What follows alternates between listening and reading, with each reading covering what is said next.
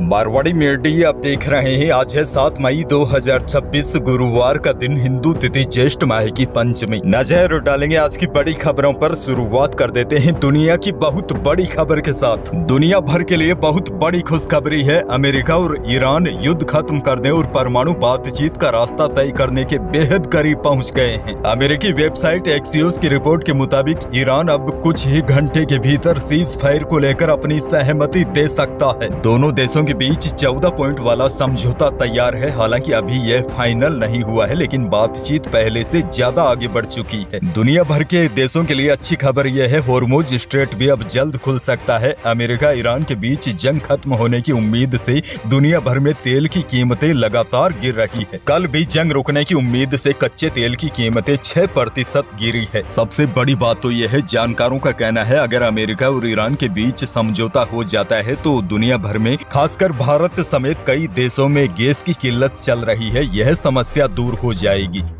आगे बढ़ेंगे। देश की एक और बड़ी खबर, पश्चिमी बंगाल में भाजपा सरकार का शपथ समारोह है। 9 मई को कोलकाता के ब्रिगेड परेड ग्राउंड में सुबह 10 बजे होगा। प्रदेश अध्यक्ष समीक भट्टाचार्य ने बताया कि 8 मई को विधायक दल की बैठक होगी। वहीं ममता बनर्जी और अभिषेक बनर्जी के आवास समेत केमेक स्ट्रीट स्थित पार्टी मुख्यालय से अतिरिक्त पुलिस सुरक्षा हटा दी गई है। हालांकि उन्हें पहले की तरह जेड कैटेगरी सुरक्षा मिलती रहेगी। वहीं तमिलनाडु में टीवी के चीफ विजय बुधवार को लोक भवन में राज्यपाल से मिलकर सरकार बनाने का दावा पेश किया है। आपको बता दूं, तमिलनाडु में टीवीके को सरकार बनाने के लिए 118 विधायक चाहिए। फिलहाल टीवीके को 5 विधायकों वाली कांग्रेस का समर्थन मिल चुका है। बहरहाल आगे बढ़ जाते हैं। राजस्थान से बहुत बड़ी खबर, ऑपरेशन सिंदूर की पहली वर्षगांठ सेना जयपुर में मनाएगी। जयपुर स्थित साउथ वेस्टर्न कमांड में आज गुरुवार को कार्यक्रम आयोजित होगा। इसमें शामिल होने के लिए रक्षा मंत्री राजनाथ सिंह के साथ तीनों सेनाओं के प्रमुख जयपुर पहुंचेंगे। आपको बता दूं, भारतीय सेना ने 7 मई 2025 को यानी कि आज ही के दिन पाकिस्तान के खिलाफ ऑपरेशन सिंदूर लॉन्च किया था। तब पाकिस्तान से लगती लंबी सीमा, सैन्य ठिकानों की मौजूदगी और सीमावर्ती जिलों की संवेदनशीलता के कारण ऑपरेशन सिंदूर का प्रमुख केंद्र राजस्थान रहा था। ऐसे में सेना ने फिर ऑपरेशन सिंदूर की पहली वर्षगांठ मनाने के लिए राजस्थान को ही चुना है। आगे बढ़ेंगे। एक और बड़ी और काम की खबर, जल संसाधन विभाग से जुड़ी बड़ी खबर सामने आई है। बड़ी खबर, संशोधित पीकेसी ईआरसीपी परियोजना के लिए 5 जिलों में भूमि अवाप्ति योजना के तहत इसरदा से बांध बरेठा तक करीब 100 गांव की भूमि अवाप्त की जाएगी। यह अवाप्ति सवाई माधोपुर, करौली, भरतपुर, दौसा और टोंक जिलों के गाँव में की जाएगी। परियोजना के लिए कुल 2851.631 हेक्टेयर भूमि अधिग्रहित किए जाने का प्रस्ताव है। Rajasthan water grid corporation limited के महाप्रबंधक और भूमि अवाप्ति प्रक्रिया के लिए अधिकृत किया गया है। माना जा रहा है कि इस परियोजना के पूर्ण होने से पूर्वी राजस्थान के कई क्षेत्रों में पेयजल और सिंचाई व्यवस्था को बड़ी मजबूती मिलेगी। जैसा कि आप जानते हैं, ये बहुत बड़ी योजना है, किसानों को भी बड़ा फायदा होगा। खासकर पूर्वी राजस्थान को पीकेसी ईआरसीपी परियोजना राज्य की महत्वाकांक्षी जल योजनाओं में शामिल है, जिसका उद्देश्य विभिन्न जिलों में जल उपलब्धता को बढ़ाना है। एक और बड़ी खबर, भजनलाल सरकार ने किसानों को बड़ी सौगात दी है। अजमेर डिस्कॉम के सभी किसानों को 2 ब्लॉक में सप्लाई जल्द होगी। डिस्कॉम क्षेत्र अधिकार के 2 जिलों को छोड़कर शेष सभी जिलों में दिन में बिजली मिल रही है, लेकिन नागौर और चित्तौड़गढ़ जिले इस लिस्ट में नहीं है। अब नागौर, चित्तौड़गढ़ जिले को भी जल्द ही इसी श्रेणी में लाने के प्रयास शुरू हो गए हैं। ऊर्जा सचिव चेयरमैन डिस्कॉम आरती डोगरा ने समीक्षा बैठक में निर्देश दिए हैं। वीसी के माध्यम से अजमेर और जोधपुर विद्युत वितरण निगम के प्रबंध निदेशकों, प्रसारण निगम तथा जयपुर विद्युत वितरण निगम के वरिष्ठ अधिकारियों को निर्देश दिए गए हैं। नागौर सर्किल में प्रसारण निगम के 220 केवी जीएसएस निर्माण तथा इससे जुड़ने वाले 33 केवी के 4 सब स्टेशनों में ट्रांसमिशन क्षमता वर्धित तथा इंटरकनेक्शन के कार्य आगामी जून माह तक पूर्ण करने के निर्देश दिए हैं। एक और अच्छी खबर, अब कर्नाटक और आंध्र प्रदेश की तरह राजस्थान भी चंदन की खुशबू से महकेगा। मुख्यमंत्री ने ड्रीम प्रोजेक्ट के तहत बांसवाड़ा सहित राजस्थान में 3 जगह चंदन वन बनाने के निर्देश दिए हैं और इसकी तैयारी भी शुरू हो गई है। इसके लिए 3 जिलों में स्थान का भी चयन कर लिया है। इनमें बांसवाड़ा सहित उदयपुर और सिरोही शामिल है। इन 3 जिलों में आने वाले दिनों में चंदन के पेड़ों की खेती होगी।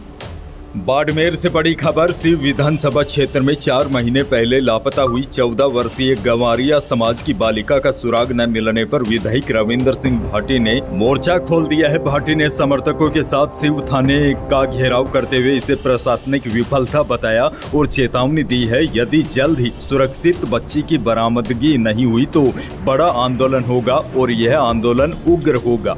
आगे बढ़ जाते हैं। एक और बड़ी खबर। स्वरोजगार योजना में युवाओं के आंकड़ों को लेकर पूर्व सीएम अशोक गहलोत ने भाजपा सरकार पर हमला बोला है। गहलोत ने कहा कि मुख्यमंत्री युवा स्वरोजगार योजना के नाम पर राजस्थान के युवाओं के साथ यह कैसा मजाक हो रहा है। 90,000 युवाओं ने बड़े उत्साह के साथ आवेदन किया था, लेकिन ऋण मिला है मात्र 60,000 युवाओं को। आज भी हजारों आवेदन धूल फांक रहे हैं। गहलोत बोले 10 लाख के ब्याज मुक्त ऋण का वादा केवल हेडलाइन बनकर रह गया है। धरातल पर सच्चाई यह है, 15 जिलों में एक भी युवा को लोन नहीं मिला है।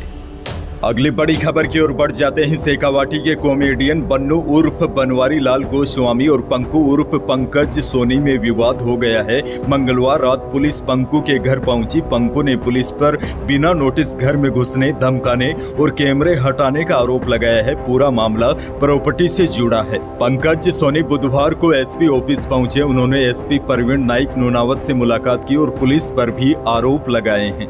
रिपोर्ट में कहा, पुलिस घर में घुसकर कैमरे निकाले और मेरे परिवार के साथ अपराधियों जैसा व्यवहार किया।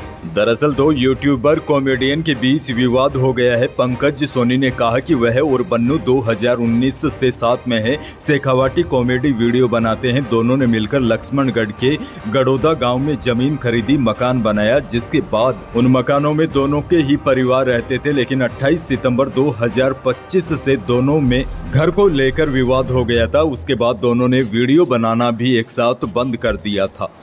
अलवर से बड़ी और हैरान कर देने वाली खबर। मंगलवार रात एक 70 वर्षीय महिला की सांसें धीमी पड़ गई। परिजनों ने मृत मानकर महिला की बॉडी को चारपाई से उतारकर जमीन पर रख दिया। रिश्तेदारों को भी मौत की सूचना दे दी गई। रात भर परिजन रोते रहे, लेकिन बुधवार को सुबह जब अंतिम यात्रा की तैयारी की जा रही थी, इसी वक्त महिला की बॉडी में हलचलें हुई तो परिजन उससे लेकर दौसा जिला हॉस्पिटल पहुंचे। बड़ी जानकारी यह है, यहाँ इलाज के बाद महिला की तबीयत में सुधार है और महिला फिलहाल पूरी तरह स्वस्थ है। मामला अलवर जिले के अजबगढ़ इलाके का है। एक और बड़ी खबर। वायदा बाजार में तेजी के असर से जयपुर सराफा बाजार में भी कल चांदी 6800 रुपए की छलांग लगाकर 2,53,800 रुपए प्रति किलो पर जा पहुंची। शुद्ध सोना भी 2900 रुपए बढ़कर 1,54,400 रुपए प्रति 10 ग्राम रहा और 22 कैरेट जेवराती सोना भी 2700 रुपए महंगा होकर 1,44,400 रुपए प्रति 10 ग्राम रहा। अनाज मंडियों के भाव की बात की जाए तो बीकानेर के अनाज मंडी में सरसों का भाव रहा 5900 से 6650 रुपए। पीली सरसों बिकी 7400 रुपए। वहीं गवार का भाव रहा अधिकतम 5500 रुपए। इसबगोल का भाव रहा अधिकतम 13,800 रुपए और जीरे का भाव रहा अधिकतम 18,800। जोधपुर के अनाज मंडी में इसबगोल बिकी अधिकतम 14,000 रुपए। वहीं जोधपुर के अनाज मंडी में जीरे का भाव रहा 16,000 से अधिकतम 19,500 रुपए।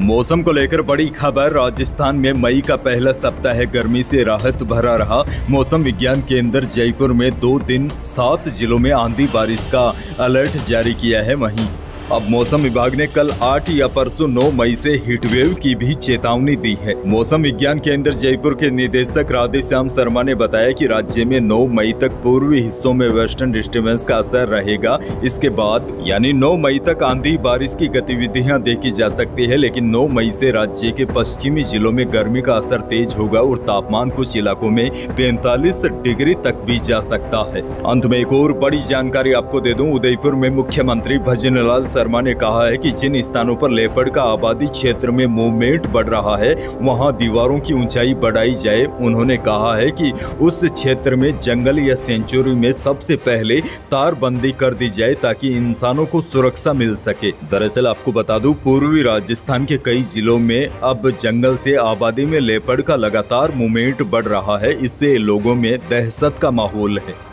इसीलिए मुख्यमंत्री ने निर्देश दिए हैं कि वन एरिया की दीवारों की ऊंचाई बढ़ाई जाए ताकि लोगों को राहत मिल सके। यही थी प्रदेश और देश की आज की बड़ी और महत्वपूर्ण खबरें। वीडियो को लाइक करना बिल्कुल न भूलिए। चैनल पर नए हैं तो सब्सक्राइब जरूर कीजिए ताकि आप अपडेट रहे बड़ी और काम की खबरों से। धन्यवाद।